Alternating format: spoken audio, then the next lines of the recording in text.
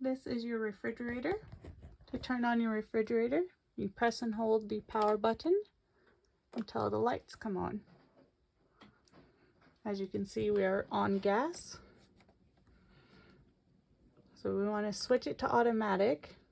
So we're going to press and hold this square button until it starts blinking. And we're going to scroll over to A for automatic. Press the square button again. And then we want to lock in our temperature.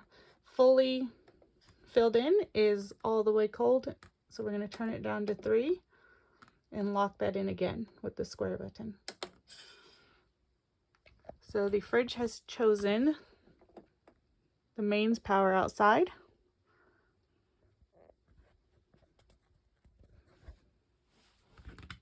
I'm going to show you what a fault looks like.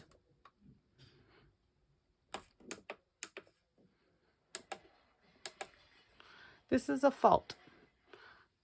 So when these lights are blinking constantly and you've got a red blinking light here, that's a fault. It's just the fridge telling you that the source you've chosen is not available.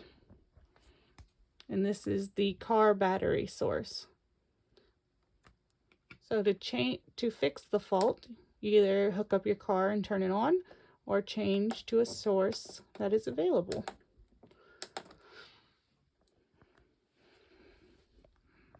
So if you do hook up to your car and drive with this one, there's a safety mechanism inside the fridge that does not allow it to switch to gas after you've driven with this one for 20 minutes. So after you've driven, the fridge will not switch to gas for 20 minutes. If you've driven and you plug it in, it will switch to the plug.